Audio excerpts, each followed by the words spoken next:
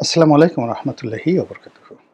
সম্মানিত দর্শক, নির্বাচনের তফসিল ঘোষণা হওয়ার পর ভোটের মাঠে এবং ভোটের ময়দানে যে বিষয়টি নিয়ে সবচেয়ে বেশি আলোচনা হয়েছে সেটি হলো আওয়ামী লীগ এই নির্বাচনে কী ভূমিকা পালন করবে। আওয়ামী লীগ কাদেরকে সমর্থন দেবে কিংবা আওয়ামী লীগ ভোটাররা কোন পক্ষে যাবে, অথবা দেশের প্রধান প্রতিদ্বন্দ্বী যে দলগুলো রয়েছে বিএনপি এবং জামাত, এর প্রার্থীরা আওয়ামী লীগের ভোট আকর্ষণ করার জন্য কী কী চেষ্টা করবে এবং কাদের দ্বারা আওয়ামী লীগ মূলত ইনফ্লুয়েন্স হবে। আমরা যদি গত ১৭ মাসের চিত্র দেখি, সেক্ষেত্রে দেখা যাচ্ছে যে আওয়ামী লীগের নেতাকর্মীরা যাদের দ্বারা সবচেয়ে বেশি অত্যাচারিত হয়েছে তারা বিএনপি। আওয়ামী লীগের নেতাদের বিরুদ্ধে যারা মামলা করেছে বিএনপি। বাড়িঘর লুট, তাদের সহায় সম্পত্তি লুট এবং তাদেরকে সামাজিকভাবে অপদস্থ করা সহ আওয়ামী লীগের নেতাকর্মীরা যে গৃহহীন হয়ে আছে, পালিয়ে আছে, বাস্তুচ্যুত হয়েছে মূলত বিএনপির ভয়ে। এটা হলো একেবারে সত্য কথা। এখন এই অবস্থাতে বিএনপির লোক যদি আশা করে আওয়ামী লীগের ভোট তাদেরকে দিবে, আওয়ামী লীগের সঙ্গে তাদের একটা বন্ধুত্ব হবে, এটা শেখ হাসিনা দূরে বসে বা যারা দেশের বাইরে আছেন আওয়ামী লীগের নেতৃবৃন্দ, তারা এই যে বিএনপির যে তাপ চাপ মাঠে ঘাটে ময়দানে যা কিছু হচ্ছে এটা তারা টের পাচ্ছেন না। বাংলাদেশে যারা আওয়ামী লীগের লোকজন পালিয়ে আছেন তারা বুঝতে পারছেন যে তারা বিএনপির দ্বারা কতটা ক্ষতিগ্রস্ত হয়েছে।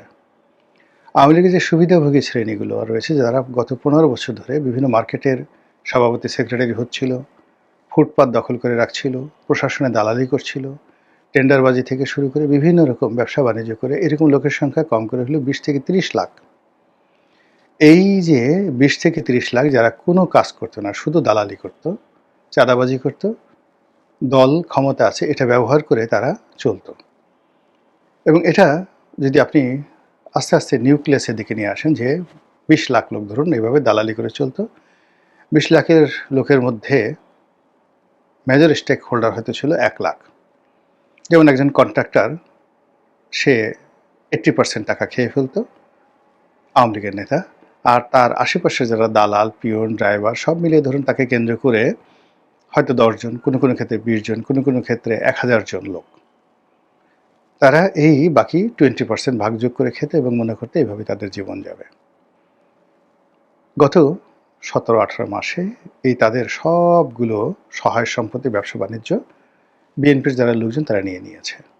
আর এই লোকগুলোর যে সহায় সম্পত্তি, স্ত্রী, পুত্র, সন্তান থেকে শুরু করে যা কিছু রয়েছে, স্মরণকালের সবচেয়ে ভয়াবহ অবস্থায় তারা রয়েছে। প্রত্যেকটা পরিবারে রীতিমতো বিষাদ, ভয়, আতঙ্ক এবং ইজ্জত হারানোর আশঙ্কা। স্বামী পালিয়ে গেছে, স্ত্রী রয়ে গেছে। স্বামী পালিয়ে গেছে বা পিতা পালিয়ে গেছে, তার যুবতী কন্যা, সুন্দরী কন্যা রয়ে গেছে ঘরের মধ্যে। সেই সুন্দরী কন্যার জীবন যৌবন সবই অন্যের করুণার উপর নির্ভর করছে এবং ইতিমধ্যে অনেকেই গনিমতের মাল হিসেবে ব্যবহৃত হয়ে গেছে। এই বেদনা, এই কষ্ট আওয়ামী লীগের লোকের মধ্যে যেভাবে দানা বেঁধেছে, এটা ভোটের মাঠে কি প্রতিক্রিয়া তৈরি করবে এটা বোঝার জন্য রকেট সায়েন্টিস্ট হওয়ার কোনো দরকার নেই। এই গেল এক। ২ নম্বর হলো যে এখানে ম্যাটিকুলাসলি জামাত খুব কৌশলী ভূমিকা পালন করেছে।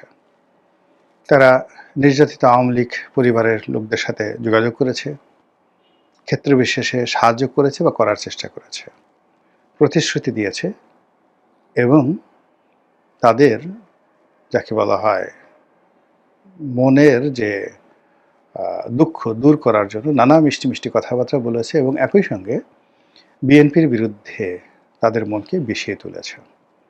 এ দৃশ্য টেকনাফ থেকে তেঁতুলিয়া এবং ঢাকা শহর থেকে সব জায়গাতে। কাজেই আওয়ামী লীগের ভোট, এই ভোটের ময়দানে কীভাবে মুভ করবে আর মুভ করলে কোন দিকে মুভ করবে এটা আপনারা বুঝে নেন। দ্বিতীয় ঘটনা, আমরা যেটা জানি যে তারেক রহমান সাহেবের সঙ্গে ভারতের একটা ইতিবাচক সম্পর্ক হয়েছে এবং ভারতের গ্রিন সিগন্যাল পেয়ে তিনি বাংলাদেশে এসেছেন। এজন্য জামাত এবং অন্যান্য যারা বিএনপি বিরোধী শক্তি তাদের বক্তব্য হলো, তাহলে আর আওয়ামী লীগকে দোষ দিয়ে লাভ কী? যেই লাভ সেই কদু। আওয়ামী লীগও ভারতে দালালি করেছে, তারেক রহমান সাহেবও ভারতে দালালি করবেন এবং আমরা যে শেখ হাসিনাকে এত কষ্ট করে তাড়ালাম, তো তারেক রহমান সাহেবকে ক্ষমতা আনার সঙ্গে সঙ্গে যদি সেই শেখ হাসিনাকে আবার বাংলাদেশে তিনি এনে পুনর্বাসিত করেন, তাহলে আর রাজনীতি করে লাভটা কি? কিন্তু বাস্তবে কি সেটা সম্ভব? শেখ হাসিনা চাইলে কি তার ভোটাররা তারেক রহমান সাহেবকে ভোট দেবেন? বা লন্ডন প্রবাসী, দিল্লি প্রবাসী, কলকাতা প্রবাসী যারা নেতৃবৃন্দ রয়েছেন, যাদের বিরুদ্ধে পাহাড় সম দুর্নীতির অভিযোগ, যাদের চেহারা সুরত দেখলে দেশের যারা জনগণ তারা বমি করে দেয়, যাদের কথা শুনলে আওয়ামী লীগের লোকজন, যারা নিরীহ লোকজন, তারা জুতোয়া পিটা করার জন্য প্রতিজ্ঞা গ্রহণ করে। আওয়ামী লীগের অনেক নেতাকর্মী নিজেরা বলাবলি করছে জীবনে কিচ্ছু চায়নি আল্লাহ, অমুক তমুক, যারা আমাদের হক নষ্ট করে এখন বিদেশে গিয়ে পায়ের উপর পা তুলে থুতনি ঝুলাচ্ছে, মুখ ঝুলাচ্ছে, ঠোঁট ঝুলাচ্ছে। জীবনে যদি কোনো সুযোগ পাই ওকে একটা পাড়া দেব, ওর কানটা মলে ওর দুই গালের উপর দুটা কষাইয়া চড় বসাবো, এতটুকু শুধু চাই। এইভাবে আওয়ামী লীগের যারা নেতাকর্মী, যারা বাংলাদেশে পালিয়ে বেড়াচ্ছেন, তারা এই পলাতক যে সমস্ত দেশের বাইরে দুর্নীতিবাজ লোকজন রয়েছেন, তাদের ব্যাপারে তাদের বক্তব্য এইরকম।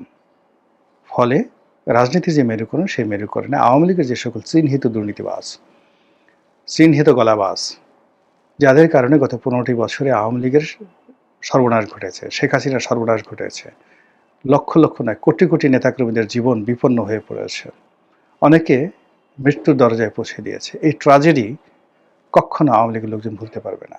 75-এর 15 আগস্টে যে দুর্ঘটনা জাতীয় জীবনে ঘটেছে, সেটা আওয়ামী লীগের মানুষজন, তখন ছোট অর্থনীতি ছিল, অতটা বুঝতে পারেনি। কিন্তু এবার যখন কারাগারে রমেশ বাবু মারা গেলেন, সাবেক মন্ত্রী রমেশ চন্দ্র শীল বোধ হয়, মির্জা ফখরুল ইসলাম সাহেবের ওই আসনে 5 বারের এমপি, কাকাবাবু ডাকতাম। মানুষ ওনার এলাকার লোকজন বলতে পারবেন, কিন্তু আমি তাকে আপাত মস্তকে একজন মিতব্যয়ী, সৎ, ওয়েল বিহেভড মানুষ হিসেবে দেখেছি। এই বৃদ্ধ মানুষটি যখন মন্ত্রণালয়ে বসতেন, যখনই তিনি দুপুরে মন্ত্রণালয়ের কোনো খাবার খেতেন না, চিড়ে এবং দই খেতেন, এবং তার নিজের হাতের বানানো চিড়া এবং দই এবং কলা, এই খাবারও তিনি দেশের বাইরে যখন বেড়াতে যেতেন, ওখানেও তিনি হোটেলে নিয়ে যেতেন। যখন তার কাছে যেতাম, প্রথমে বলতেন, বাবা আসো, বসো। সব কাজকর্ম বাদ দিয়ে, দরজা বন্ধ করে দিয়ে বিভিন্ন কথা বলতেন, যে রাজনীতির এত অধঃপতন কেন, মানুষ কেন দুর্নীতি করে, কেন খারাপ কাজ করে। তার প্রতিদ্বন্দ্বী, মানে ওখানে প্রতিমন্ত্রী যিনি ছিলেন মাহবুবুর রহমান, মারা গেছে, আল্লাহ মাফ করুক, দুনিয়ার দুর্নীতিবাদ ছিলেন। তিনি খুব প্রকাশ করতেন যে নেত্রী আমাকে মন্ত্রী বানিয়েছেন, বাবা আমি তো কাজ করতে পারছি না, এই অবস্থা। সেই মানুষটি দুর্নীতি করেননি, তাকে জেলে যেতে হয়েছে। কে তাকে জেলে নিল বলেন তো? কে তাকে জেলে নিল? আর জেলে নেওয়ার পর এই বৃদ্ধ মানুষটিকে, প্রায় 90 বছর বয়স্ক বৃদ্ধ মানুষটিকে হাত বেঁধে তারপরে হ্যান্ডকাপ পরিয়ে তাকে কারাগারে নেওয়া হলো, এবং সেই কারাগারে তিনি মারা গেলেন। এই বেদনা আওয়ামী লীগের যারা লোকজন আছে, তারা কিভাবে পোষাবেন? এ দায় এনসিপি তো তাকে জেলে নেয়নি, জামাত তো তাকে জেলে নেয়নি, জেলে কারা নিল বলেন? কি কারণে তাকে জেলে যেতে হলো? ওই যে দেখেন, সাবির হোসেন চৌধুরীর মতো একজন সৎ মানুষ, রফিকুল ইসলাম, বীর বিক্রম, মেজর রফিক, গিয়ে দেখেন তো চাঁদপুরে এতবার 6-7 বার এমপি হয়েছেন, কোনো দুর্নীতি করেছেন কিনা? কেন এই যে ইঞ্জিনিয়ার মোশাররফ সাহেব, সাবেক পূর্তমন্ত্রী ছিলেন, বৃদ্ধ বয়সে কি অসহায় অবস্থায় তাকে সেই জেলখানাতে থাকতে হয়েছে, কোনো মতে প্রাণ নিয়ে তিনি বেঁচেছেন, হয়তো বাঁচবেন না। এরপর আপনি চিন্তা করেন কামাল আহমেদ মজুমদার, বয়স্ক মানুষ, আপনি কামাল আহমেদ মজুমদার কি দুর্নীতি করেছেন বলেন তো? ইনি তো মানে একমাত্র সাভারেই তো তার কয়েক হাজার বিঘা জমি আছে, হাজার হাজার কোটি টাকার মালিক হয়ে সেই 80-র দশকে বাংলাদেশের সবচেয়ে বড় গার্মেন্টস কোম্পানির মালিক, সেই কামাল মজুমদার কি করেছেন বলেন তো? What he has done? কেন তাকে এইভাবে জেলে থাকতে হচ্ছে? এইভাবে আসলে মানে আওয়ামী লীগের যে সকল লোকজন দুই হাতে টাকা কামিয়েছে, মানুষকে ডিস্টার্ব করেছে, যাদের কথায় মানুষ বিরক্ত হয়েছে, তাদের তো একটা পশমও কেউ স্পর্শ করতে পারেনি। তারা তো সেই ঢাকা এয়ারপোর্ট দিয়ে বিমানে চলে গেছে, তারা সীমান্ত পাড়ি দিয়ে বিদেশে চলে গেছে। আর যে সমস্ত মানুষ সৎ, অনেস্টি, ওই যে মিস্টার মান্নান, আব্দুল মান্নান, পরিকল্পনা মন্ত্রী ছিলেন, তাকেও তো জেলে যেতে হয়েছে। তো এই যে অবস্থা, সেই অবস্থার কারণে যা চলছে বাংলাদেশে, আওয়ামী লীগের হৃদয়ের মধ্যে, মনের মধ্যে যাকে বলা হয় রীতিমতো টগবগে যে ক্ষোভ বিক্ষোভ চলছে, সেই বিক্ষোভের কারণে আওয়ামী লীগের যারা ভোটার আছে তারা কাকে ভোট দিবেন, কিভাবে দিবেন, কবে দিবেন, এ কথা নিয়ে আমরা যতই আলাপ আলোচনা করছি না কেন, আওয়ামী লীগের বেদনা কিন্তু দূর হচ্ছে না। আমার বিশ্বাস, যদি আওয়ামী লীগের কোনো রকম সামর্থ্য থাকে, শক্তি থাকে, তাহলে তারা এই ভোট কেন্দ্রে প্রাণান্ত চেষ্টা করবে না যাওয়ার জন্য। আর অন্যদিকে সজীব ওয়াজেদ জয়, শেখ হাসিনা, দলের যারা শীর্ষ নেতৃবৃন্দ দীর্ঘদিন ধরে তারা প্রচার চালাচ্ছে যে no vote, no vote, no vote, মানে যেখানে নৌকা প্রতীকী নেই সেখানে আমরা কি ভোট দিতে যাব, ভোট দেব না। এবং তিনি আহ্বান জানিয়েছেন ভোট বর্জনের। তো এই যে বেদনা, এই যে কষ্ট, তার সঙ্গে সঙ্গে এই যে ভোট বর্জনের যে আহ্বান সজীব ওয়াজেদ জয়ের, এটা কিভাবে ক্রিয়া করে, প্রতিক্রিয়া করে এবং ভোটের দিন কি দৃশ্য তৈরি করে, সেটাই এখন দেখার বিষয়। মহান আল্লাহ আমাদের সবাইকে হেদায়েত দান করুন এবং হেফাজত করুন। আসসালামু আলাইকুম ওয়া রাহমাতুল্লাহি ওয়া বারাকাতুহু।